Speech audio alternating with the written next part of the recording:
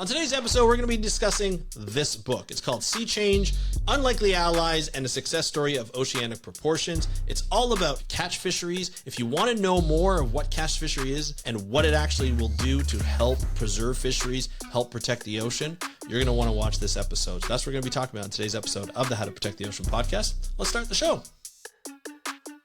Hey everybody, welcome back to another exciting episode of the How to Protect the Ocean podcast. I'm your host, Andrew Lewin, and this is the podcast where you find out what's happening with the ocean, how you can speak up for the ocean, and what you can do to live for a better ocean by taking action. Today we're going to be talking about this book, Sea Change. It's great. I'm going to show it one more time here. It was sent to me. I get sent a lot of books, and I get emails from a lot of people. I'm very privileged to have that and to be able to get free books and to be able to read them. When I started to read this book, this was not what I expected. I expected something on conservation, so it'd be more like, this is what we need to do to protect the ocean. This is the frameworks and everything that we have to do.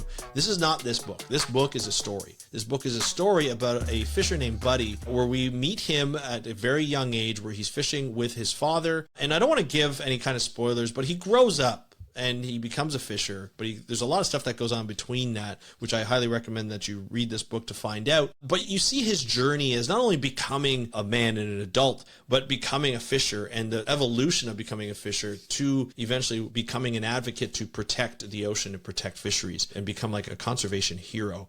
This is something that is important to know, not only for me as a scientist and as a conservationist, but also somebody, if you're listening in this audience and you may not be involved in this field. I know I have a lot of people who are, but I have a lot of people in this audience who aren't. We always hear bad things about fishers. We always why are we hearing it?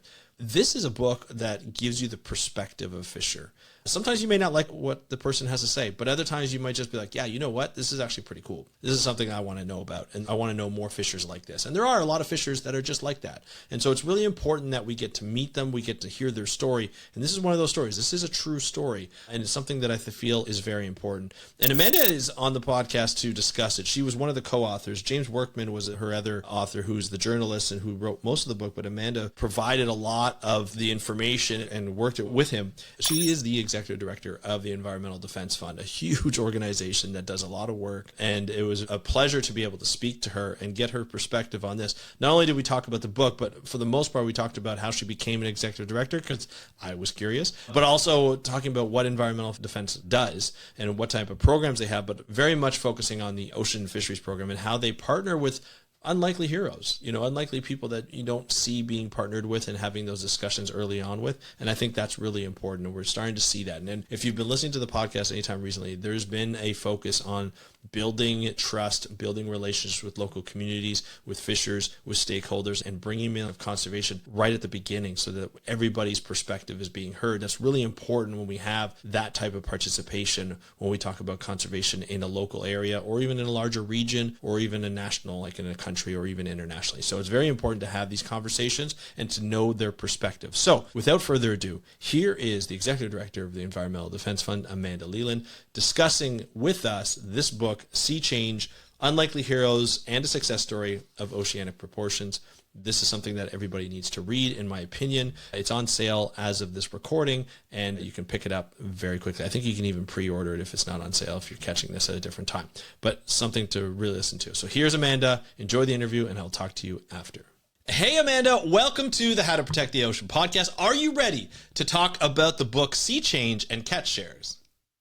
I am more than ready. I'm excited to be here. Thank you for having me, Andrew.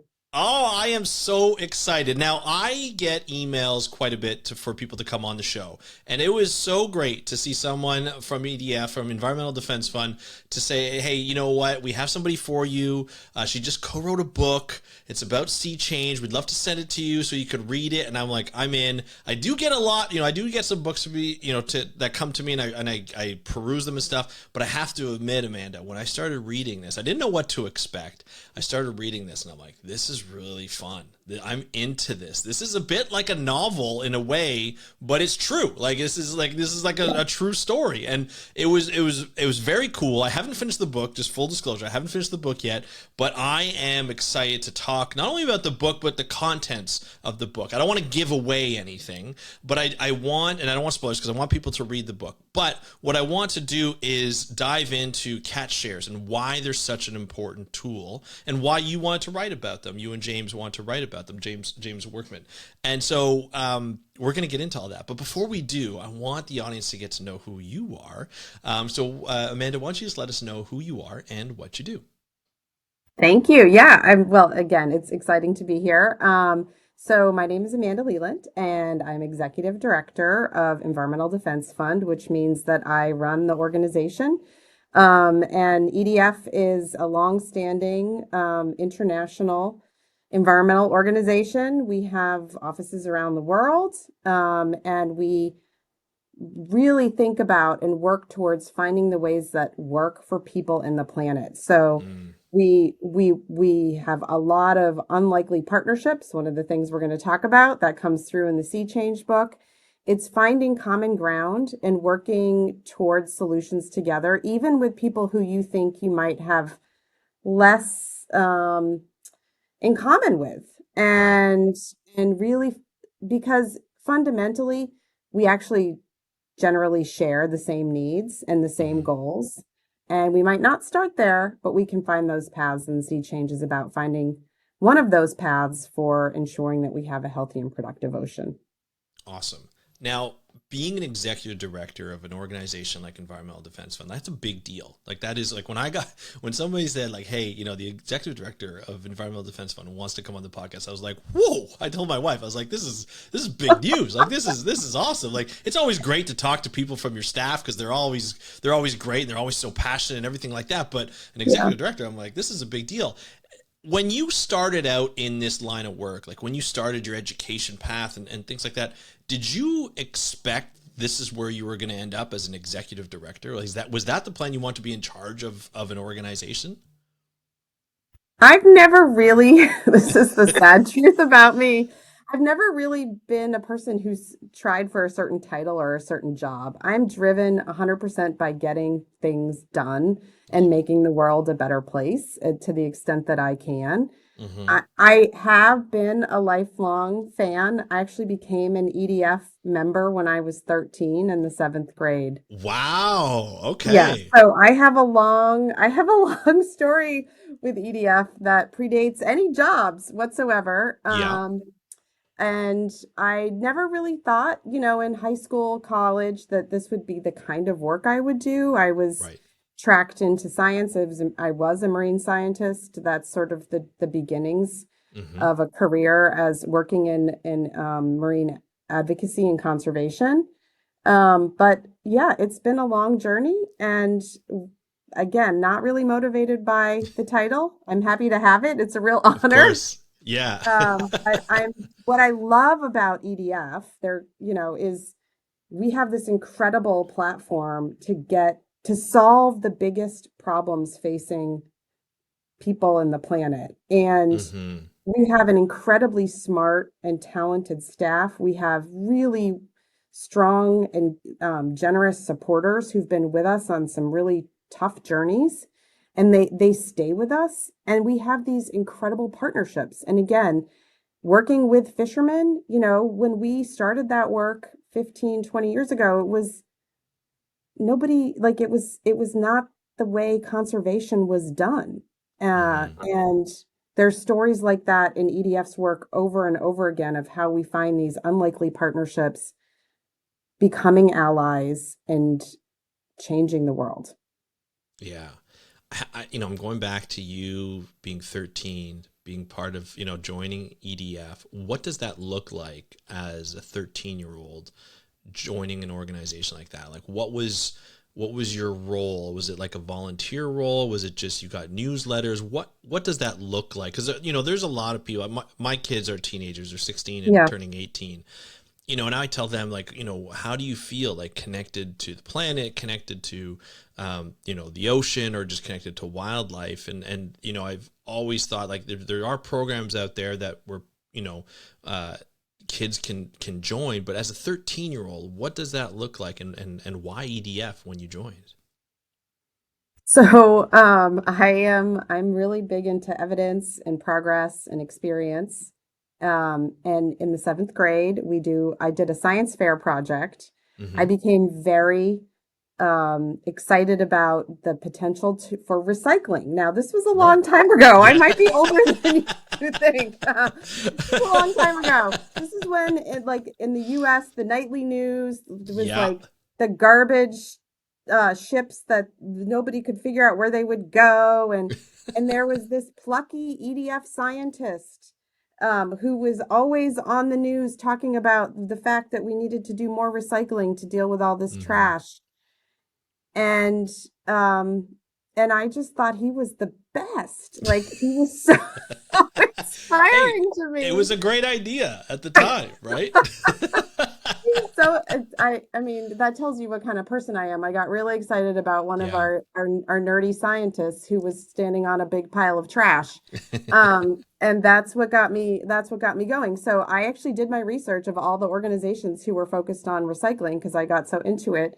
EDF That's was doing the awesome. most by far at the time, and I sent my $30 in to become a Yeah. member. Yeah. And I got all the cool swag, or the now it's the merch. Yes. And I wore it around with pride, and I showed off to everybody that I was like a member of this incredibly impactful organization.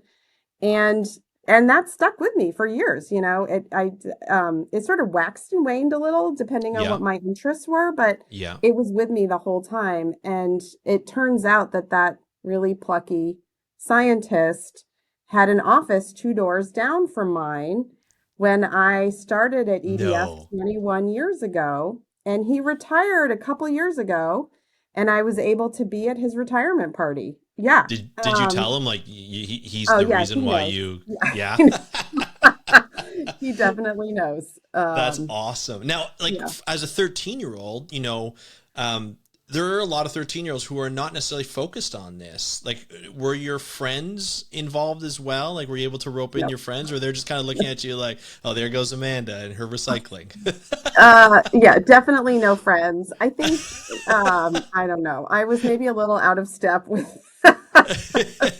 what was going on around me. I don't know. But it over time, I definitely attracted people into thinking about and becoming part of the environmental movement. So while I wasn't so good at that in the seventh grade, Right. it definitely became part of who I am, and how people think about me, and who I associate myself with, Hmm. not just other environmentalists, but people who fundamentally care about um, ensuring that their kids have more opportunities and a cleaner, healthier planet to live on Okay. than we do today. That kind of like legacy and generational aspect is really important to me.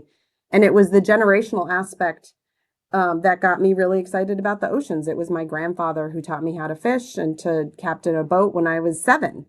Wow. My passion for the ocean started really early. I was out there fishing bluefish with him Yeah. when nobody Love it. else was fishing bluefish Right. at the time. So anyway, I guess those early beginnings are important, and that has shaped my life and my career. And I think it matters to other people too. Gotcha. Gotcha. Now, working at EDF, I assume it's one of the places you've worked the longest out of your Yes. career. Um, as you started to work there, did you just start to sort of climb the nonprofit ladder, and what interested you in growing in that way? Because you were a marine scientist, and Yeah. you said that there's a lot of great like a lot of great scientists in general that work at EDF, and you can do a lot of great things in different positions there. But as you get, a lot of scientists don't like, as they grow into an organization or a government department, you get more administrative roles, and you get away from doing the actual science. And each role is important to when you do it, but some people don't like that. What attracted you to continue to grow within the organization into a position like this? So that story for me starts actually before I joined EDF, because I didn't come in as a marine scientist. So Ah, my okay. shift from science into conservation happened before that. I was actually in grad school, and I was working as a scientist in the Gulf of Maine Hmm. with sea urchin fishermen, and I was confronted in a fishery that was largely collapsed or Hmm. collapsing in the coast of Maine. And the fishermen would say to me, if I don't take the last urchin, someone else will. It's a common And thing we hear, right? Yeah. right. And I was in my early 20s and I was like just the ridiculousness and the pain in that kind of a statement. Like Hmm. nobody should have to eat their seed corn in order to feed their Yeah. family today, right? That Right. is there's no way that that's going to work. And so at the time in that period, fisheries were collapsing all around the country. And I was sort of in this mind frame of I don't want to be the scientist that writes the epitaph for these productive fisheries and the health of Hmm. the oceans. I want to be on the side of solutions.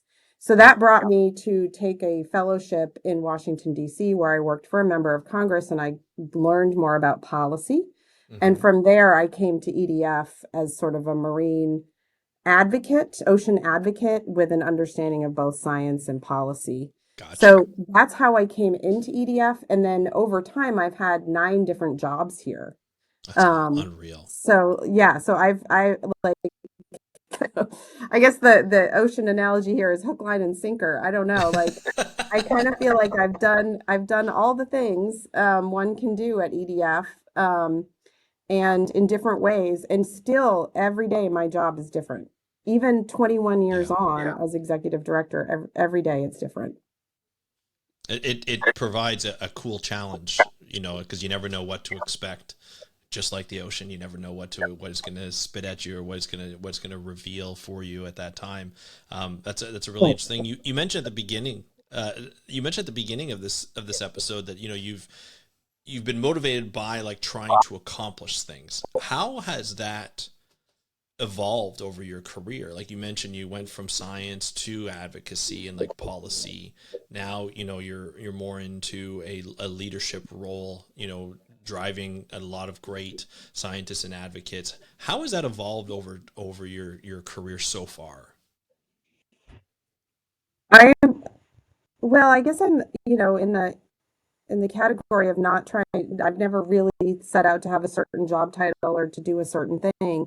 I'm, I care a lot about getting things done. I care a lot about making the most of what we have. Um, and and I'm also a person who learns by doing.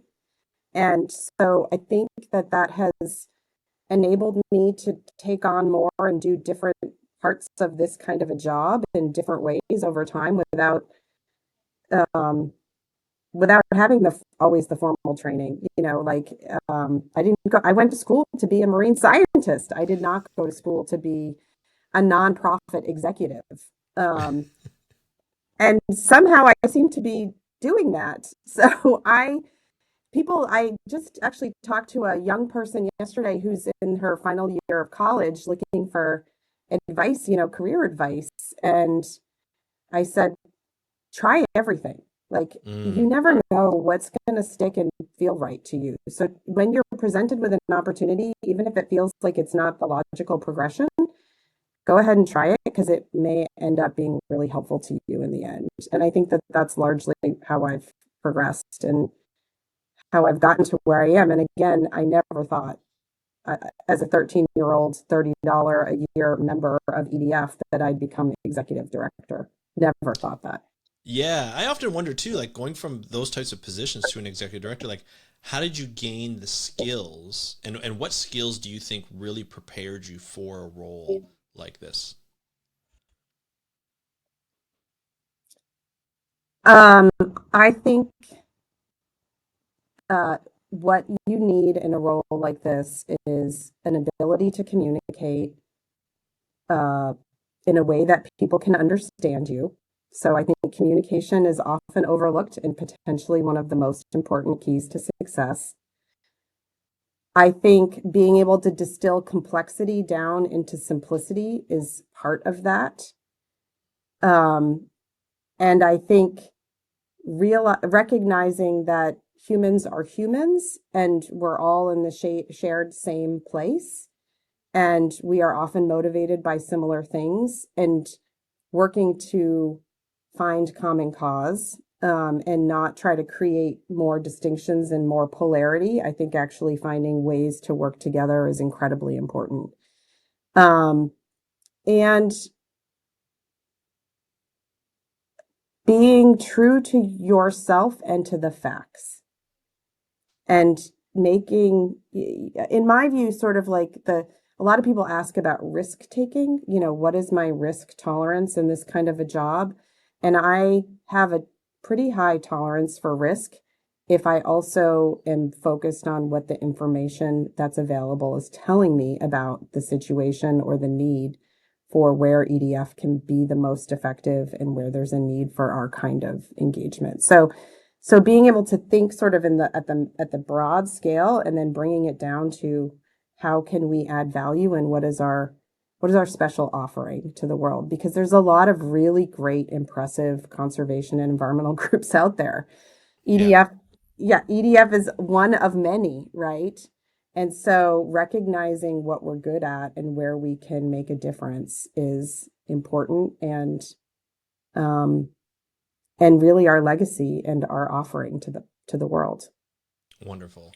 Speaking of EDF, now I've probably got in a little too much into your career, but I was curious. So, and it's my show, so I like to talk about this kind of stuff. You And get I to like call people the shots. yeah, I get to call the shots. But I think what's interesting is EDF is such a great organization. But for those who are not familiar with the type of work that you do, can you kind of like summarize and even maybe name off a couple of examples of some of the programs that you have working and some of the work that you've done? Yeah, so EDF is an organization that sort of takes the big swings at the toughest environmental problems. We bring a pretty broad toolkit to solving those problems. So we have legal capacity, we have scientific capacity, economic capacity, and we work really closely with business and communities. So kind of like up and down the whole chain, all the way to the top, businesses in the world, to very discrete communities where there's solutions to be advanced and demonstrated that can serve as a beacon for others.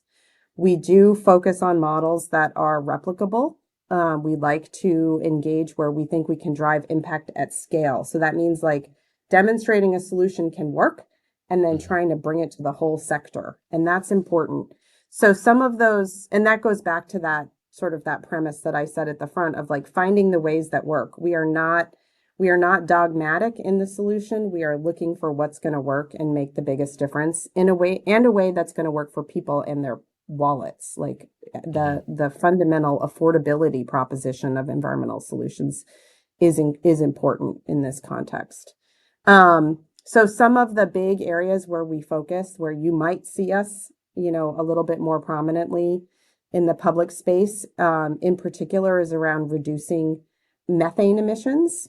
Mm-hmm. So methane, a lot of people might not know, methane is a really it's a greenhouse gas, so it's a climate pollutant that is driving much of the warming we're experiencing right now.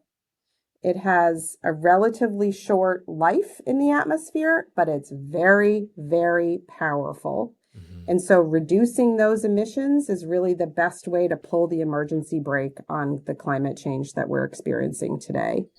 And much of those emissions come from the oil and gas sector. And so we work to reduce point source emissions. So like leaking infrastructure, it could be a pipeline, it could be a gas line, it could be an oil and gas development field.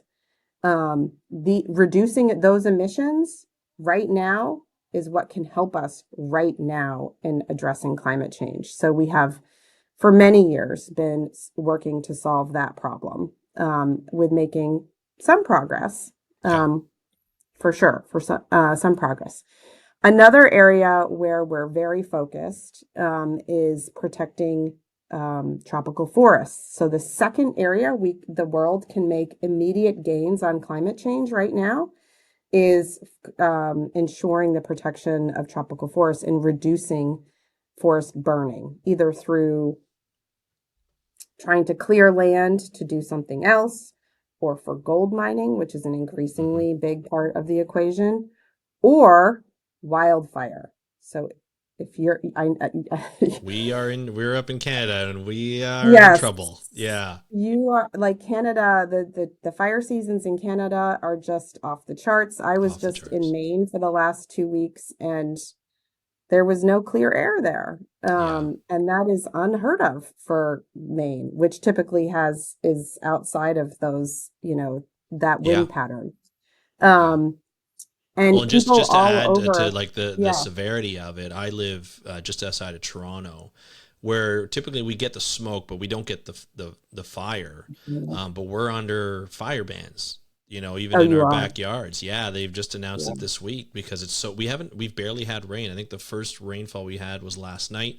I don't even know how long it was. I was asleep, but it wasn't long enough. I'll tell you. Like we just haven't had any rain. So it's a very scary situation. So definitely understand where that problem is coming from and how hard it is to tackle. It is um emerging as Hmm. like the biggest one of the biggest challenges to solve at this point because it affects all of us. It affects nature. It upends lives in a minute. And it is also driving vast emissions that nobody really has been thinking about yet, right? Like the potential for wildfire to swamp some of the gains we're making on addressing climate change is high. So anyway, so forest protection and forest management Hmm. are critically important and an area where EDF is also focused. And then, of course, there's our work on fisheries and oceans, which I led for many years and now work with others Yeah. who are ably leading that work at EDF with our partners. That's amazing. I mean, those are big programs, big issues to tackle. And you need some very intelligent, some very motivated and passionate people to be able to do that. And definitely, there's no shortage of that at EDF. Let's focus in. Obviously, there's a lot we can focus in on, but let's focus in obviously on the fisheries and oceans side of it. Fisheries is a huge problem around the world. Overfishing is a huge problem. There's a lot Yep. of different areas even within that that we can go into. But a lot of the times we really focus in on the amount that's being taken out of the ocean, which is obviously is overfishing. But we look at it from a conservation perspective. How do we protect this stock? How do we protect this species? How do we make sure that it's going to be around so that people can fish for years and years and years? But really, when we talk about fisheries, and I talk to a lot of people who are not necessarily familiar with the ocean issues and fisheries in particular, they just want to conserve. They want to protect.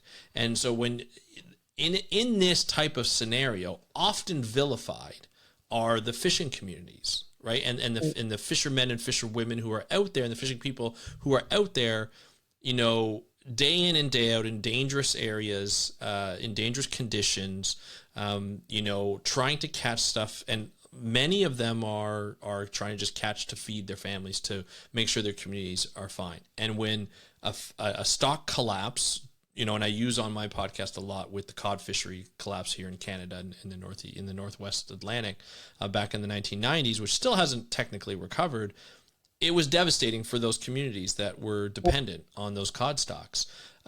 Trying to prevent the overfishing, trying to ensure that fisheries are conserved, but also trying to protect the well-being and the sustainability of fishing communities to be able to fish forever, is a complex issue. And you mentioned earlier that you often partner with fishers and fishing communities and so forth, like the quote unquote unlikely allies, in this type of game.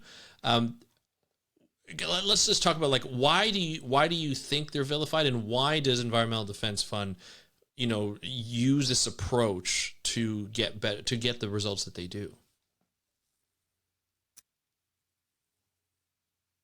Well, I mean, I think it's hard to say why they're vilified. I think fundamentally that happens when regulations are established um, that basically put fishermen into a box and they Mm-hmm. have very few choices for themselves. And by that I mean a regulation that says the fishery can only catch so much this year, which means that every fisherman is racing and to go out to catch as much as they can, as fast as they can, because when that limit is reached, they shut the fishery down. And that's how fisheries in the US and Canada were managed for decades.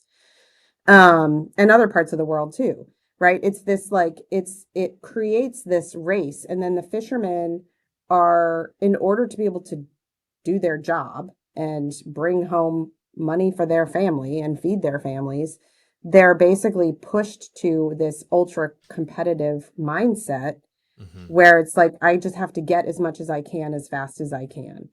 And then you have organizations in my sphere, the environmental organizations, saying like, but it's sticking to the science is the most important thing. And I don't think, and so I think it just creates this false dynamic that you have to be fighting between these two things, when fundamentally the fishermen and the fishing communities don't want to be in the situation that I talked about with those urchin fishermen of, if I don't take the last one, somebody else will. Like, nobody actually wants to be there. Right. And there are other ways to do this so you don't, so that they're not there. And so my focus and our focus has been on trying to find those other ways rather than trying to put the blame on the fishermen. Hmm. And I think the other thing about this is, around the world there are 3 billion people. I think we forget this Yeah. in North Yes, America. We forget for this point a sure. lot. There are Yeah. 3 billion people who rely on seafood as their primary source of protein, and they're typically the most vulnerable people on the planet. They don't have a lot of other options. There's not like an easy pasture for them to put a cow out into to have an alternative. And this is where they get their nutrition. And so the idea that people are just going to not fish also undermines the, in my view, the reality of like, people need to eat, then kids need nutrition for their brains to grow. And and that's going to happen whether you tell them Hmm. it's protected or it's not protected. And so the path forward for, I think, is about management that rewards conservation for fishermen, where they financially and community wise benefit by conservation. And then you get a better marriage between areas that are fished and areas that aren't fished, because the fishermen are more likely to defend those areas that aren't fished if they know that they're going to be able to catch a certain amount or whatever, have that Hmm. direct access and that feedback loop over time. That may have been a long-winded answer to your question. It was a complex question, so it needed a long-winded answer. I loved it. I completely agree with you, and it's something that I hear, all the time. I've been on boats as a marine scientist myself. I've been on boats with local fishermen who are just they know the lay of the water and the land. They've been there for they have generational knowledge on how this fishery has behaved and the trends of the fish more than scientists a lot of the times. And so it's imperative that we continue to work together, not only as scientists but as advocates, as conservationists, and as a team, to be able to, like, how do we get through this together? And I completely agree that I feel like people in North America often forget. You hear a lot of people like, well, we just have to stop eating seafood, and it's just that just can't that won't, like, in reality, that won't happen in a lot of places, because they, like you mentioned, there's 3 billion people that depend on seafood as their main protein source, and it's a nutritious source, and it goes to a lot for child development and everything like that. And that's an important aspect to how we move forward. And so working with them and not vilifying them, I think, is a much better way. It's not always easy, because some of these issues are complex, and they do want to be able to feed themselves as well as feed their community, and be able to just live right and be able to be happy as a family. Now, there are parts of, as we get more into this catch, share, and the book, there are parts to fishing that are very different. And I think a lot of times everything gets lumped up into fishing. And so, in a lot of documentaries, such as like Ocean by David Attenborough that just came out, they talk a lot about the industrial fishing. where it's like fishing for the maximum, processing at sea, for a length of time, just trying to get as much as possible. But often forgotten are the artisanal and local fishers, the indigenous fishers, the local Canadian and American and European fishers who are just trying to catch a certain amount of fish so that they can sell it and feed their families, maybe keep some for themselves and move on. There's that divide. How, like, from a perspective for EDF, how do you approach those two types of fishing? And am I missing something in between of those two sort of categories of fishing? Like, is there certain things, like, is EDF focused on the local fisher, or are they focused also on some of the larger, more industrial type of fishing, or is it a little bit of both? I'd say it's in all of the above. Yeah. I think for sure. What the character there are some I think there's some misunderstandings about some aspects of industrialized fishing. Mm, So if you look into the Alaska slash British Columbia fisheries in the US and Canada, you'll see pretty industrialized, actually quite industrialized fisheries. yeah. Some of them have very deep connections into native communities. Hmm. Um, so this I like it is very much tied to local community and local culture.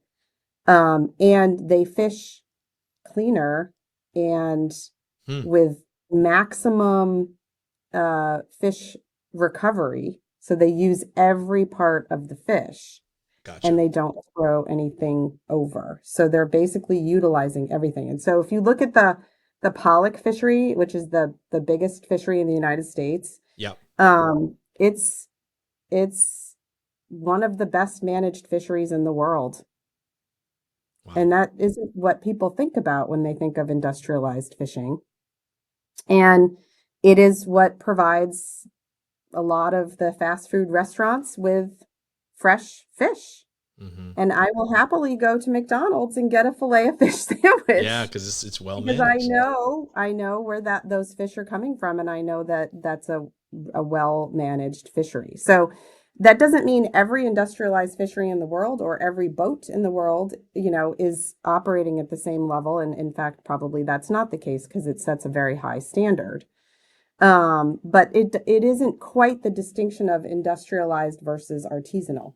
And then on the other side, you've got, or in the middle is probably the boats in the Gulf of Mexico, which are commercial fishermen working on boats, but they go out overnight, a week at a time. They're not big, you know, big and boats like you would see in Pollock, where um, they're processing on board, but they're commercial fishermen doing their job. And then there's if you could go even smaller to in Belize, coastal Belize, where they're out in a small little, even some would say skiff. Some of Right. them have only in the last couple decades moved from a sail to a little outboard engine.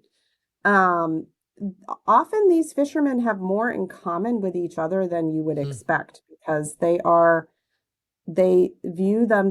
I don't want to characterize them for them, but what I've taken away from getting to know fishermen in different types or segments of the sector is that they care a lot about ensuring the long-term longevity of their industry, and Right.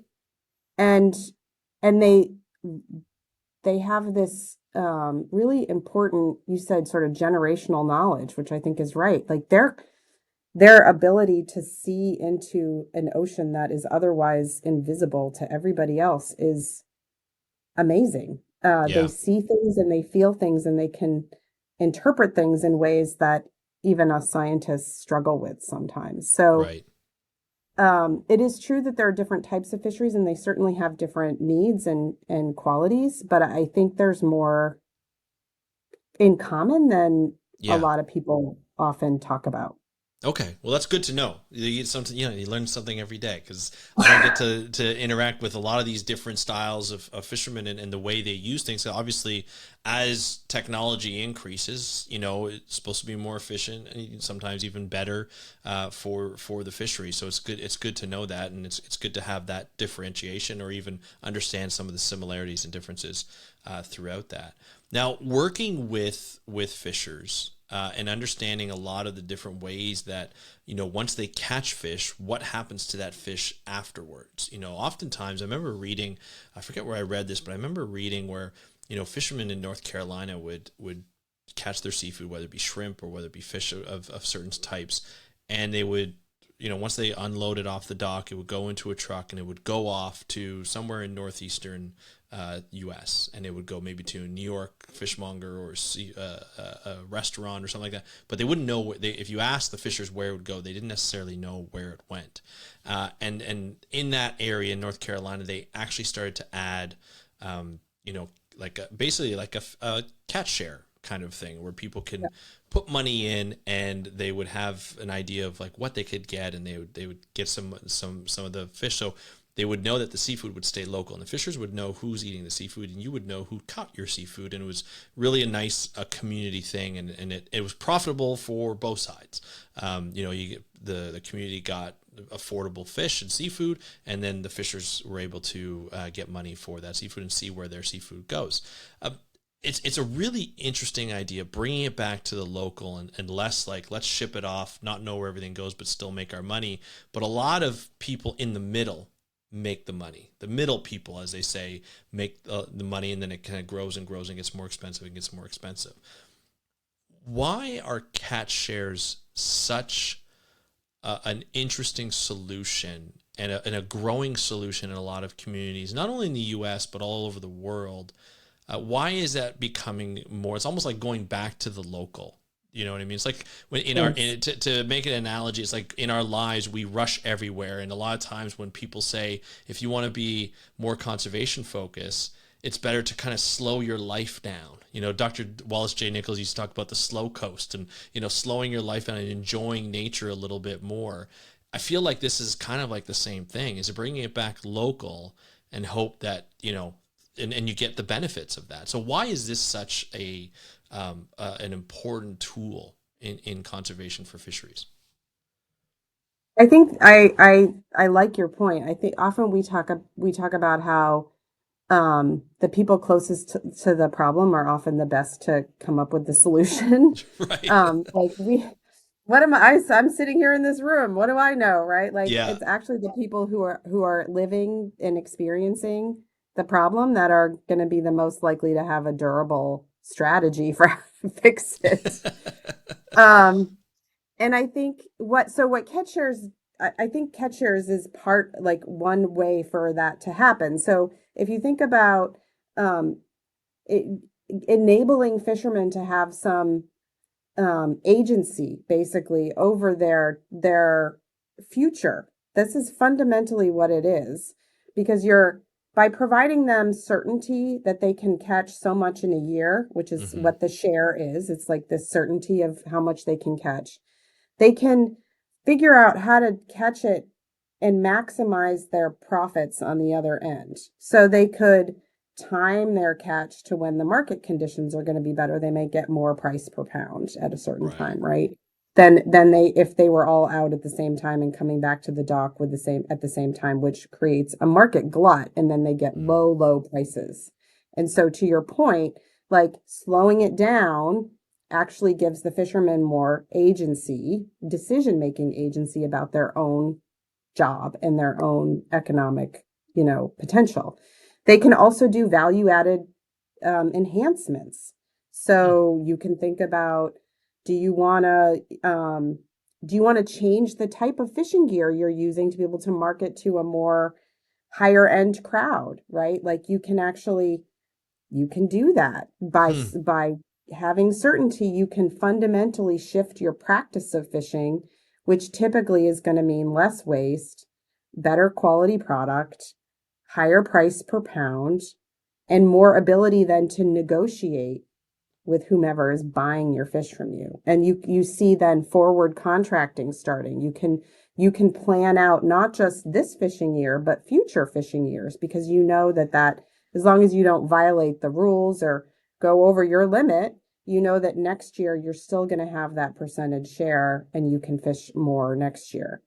And that driver actually at a fleet level, when you think about all the boats in one fishery that have some version of shares, everybody then is incentivized to actually underfish the limit that year Hmm. because they can fish more next year because Right. it's a percentage share. So that's how you see the fishery rebuild so quickly Yeah. and the fishermen earning a higher profit almost immediately. So it really is this like win-win solution. Now it's not perfect, right? It doesn't Of solve course. every problem in the world, Yeah. or even in the fishery, but it definitely creates that path by which fishermen do better and the fish populations rebound. And that's why I think it's spreading around the world, because people are seeing that it creates a virtuous cycle rather than a perverse one that draws everything down. Wonderful. I love that explanation. Here's a question for you. When we talk, there's a lot of different tools in the conservation tool belt, especially around fisheries. Marine protected areas is one of them. And a lot of times when marine protected areas are suggested, there's a lull in the ability to catch, right? Like there might be in that area you can't catch for a certain amount of time, or you may not be able to catch for a while until the fishery starts to recuperate, because it could be in that state, where it needs to be. When you implement a catch share, you're taking a percentage of, everybody gets a percentage, but like you said, a lot of times it's under the percentage, or maybe even under what the quota it was initially, because you can fish more. Is there a delay in fishing? So when a catch share is put in, do fishers have to wait a bit and then they're able to fish, like wait a season or what have you, until that fish population recoups a little bit more? Or can they still fish, just they may not be able to fish as much that year compared to the next and the next beyond? I don't know of a case, there may be some that exist. I don't know of a case in which a fishery was entirely closed from day one of a new catch share program being put Okay. into place. I mean, that's a Gotcha. fundamentally a science question of like, well, how much fishing should be permittable based on, Right. how much fish are out there. So that's really a science question. What we have seen, so in an extreme case that EDF was very much part of, so I can speak to this. Um, the west coast of the United States, the groundfish fishery, which is the same complex of species that are in the British Columbia groundfish fishery, was in a state of collapse. It was declared a federal disaster. And it's a complex of dozens of different species, often very difficult to even determine what their difference is. Like it's very hard to speciate them, even when you get them on board. They all look the same and they're super long lived. So you've got very long-lived species, which should mean it takes a long time to recover, right? Like the recovery trajectory would be very long because it takes a long time for them to get to maturity where they're going to produce more fish. And when the West Coast groundfish fishery catch share was implemented, there were some of these stocks, some species that were so overfished that they basically had a zero catch limit. Some Hmm. version, it wasn't quite zero, but it Yeah. was just shy of zero. Right. And these are fish that if they all school together. So if you catch one, you're going to catch a whole boatload of them. And if you catch a boatload of them, the entire fleet gets shut down because you've exceeded the limit, and the person who caught it is probably going to be out of their quota. Right. So what the fishermen did was they worked together to create what was called a risk pool. So they pooled their quota of these super overfished species with the recognition that if one person gets hit, everybody's going to suffer. So we want to be able to spread that around. And at the same time then, well, around the same time, they worked collectively to figure out where those super depleted species were most likely to be. And they created these marine protected areas that they all stayed out of. Hmm. And so in doing so, they never actually hit one of those, what was called a disaster tow. And these super long lived, super rare fish rebounded very quickly Hmm. because it was the incentives were set up so that they would protect them. Unreal. This is such a cool And thing. yeah, Like it's such a cool tool to use, and it brings it back, like I said, locally, and I just love that. But it's also a tool that not a lot of people who are not necessarily involved in fisheries, or like just like sort of the average person, who's running around and eating seafood like they want, and trying to just survive life as we live, and stuff, but are not super involved in fisheries. They don't really know about catch shares. And so there's ways to communicate it, and one way that I love to make it really entertaining is the way you did it with your co-writer James Workman, was this book here, Sea Change. I'm going to put it up here on the video, so if people are watching on YouTube to take a look at it. And I really love the approach that you both took on this. It's called Sea Change: Unlikely Allies and a Success Story of Oceanic Proportions, which I love. But it was all about catch shares. But there was a story behind it, and it followed this fisher, Buddy, and he, in his entire life, from childhood all the way to Mr. Fish, who's trying to fish, and even in the book, I don't want to give too much away, but even in the book, he says, the words say, like, if somebody's going to catch the last one if I don't. Someone's going to be there. I see that in the book, and he's just sort of like what we would typify as a fisher, without stereotyping, but following a real story and understanding how the evolution came to be, and joining in on this catch share. Why the book? And is this like a project from Environmental Defense Fund? Is this something that's personal? And like, why did you decide to go the book route? It's a lot of questions all at once, so I apologize. well, the book. So I think that in a world of 1 minute increments of news, we sometimes forget about what has actually happened in the world. It's true. So So like true. a little bit, this is like it's like taking a minute and thinking, what, and recalling something really incredibly powerful that happened that made almost no news, right? Which was and the book is about the recovery of US fisheries, but then it Mm-hmm. spreads out to how this fisherman Buddy doesn't become just the chief, like a chief advocate of sustainable fisheries in the US. He then travels around the world and brings his story to others as well. And so I think the intentionality around the book was capturing the breadth of the story, the humanness of the story of Buddy as the protagonist, and the cast of many other fishermen who are involved in that story along the way in some way, and um and celebrating it. A little bit of my purpose here is like, let's celebrate something really great that has Yeah. happened. And we spend too much time talking about collapse and degradation and the future is going to be worse. And it isn't always the case. And I think Yeah. we don't do enough to talk about progress. And environmentalists are like typified to be the shooting for perfection. Mm-hmm. We're always shooting for perfection, and that drives people nuts. And I get Mm-hmm. it. And actually, this is about something that's really good and really durable.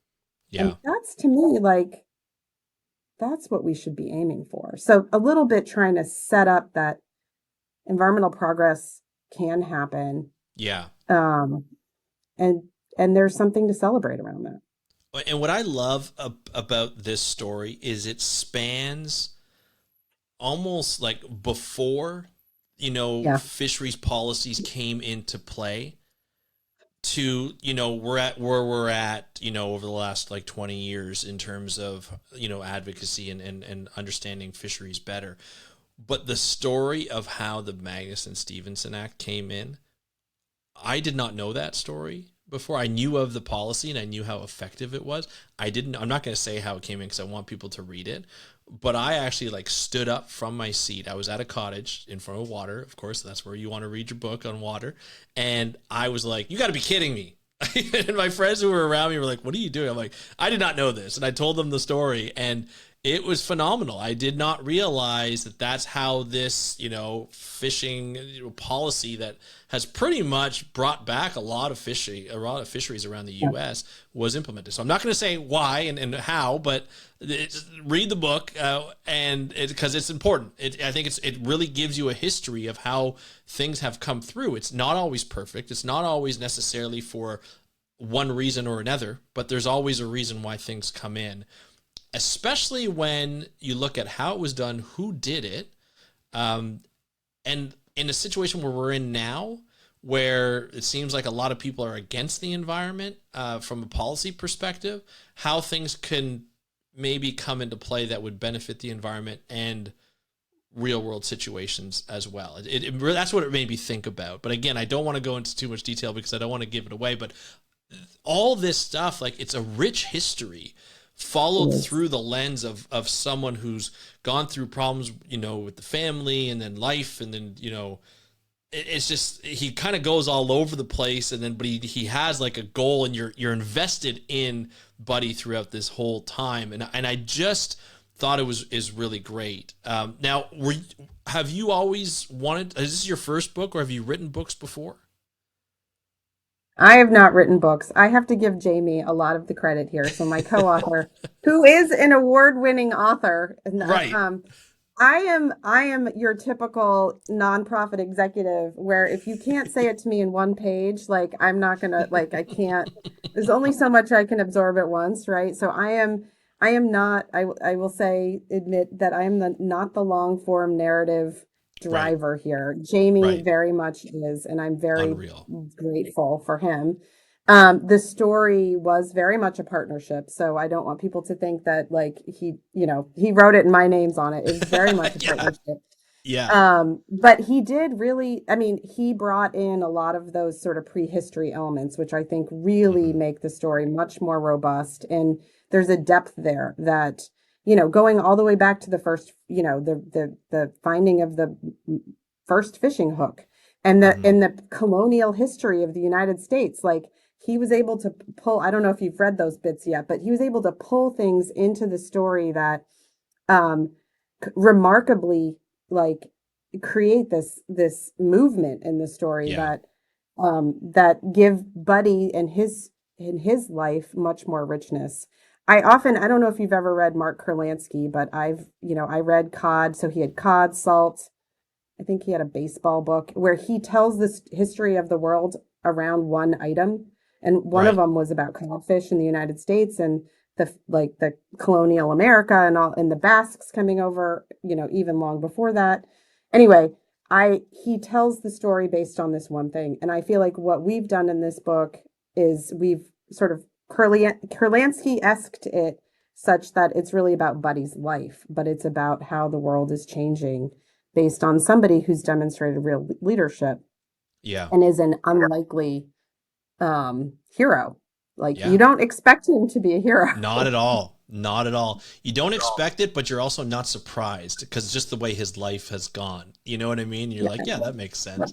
But it kind of it goes to the evolution of fishers, throughout their lifetime and what they learn. And just like we have as scientists and advocates and executives and nonprofits go through the same kind of thing. There's definitely an education through life and life histories and things that happen, whether it's on an international level or whether it's on a level where we just don't understand. So I think it's wonderful. I really think it's great. I would love to get your perspective on cat shares. Like, what is the future of cat shares? Yeah, it's a really good question. I think it's a story that will in some ways sort of continue to write itself, meaning that there's a lot of evidence to suggest that this kind of Mm, management strategy works really well. And it works in a diversity of types of fisheries. You can do the kinds that we talked about that are operating here in the United okay. States that are percentage based, but there are others in Belize, for example, or in tropical coral reef ecosystems where they do it based on an area.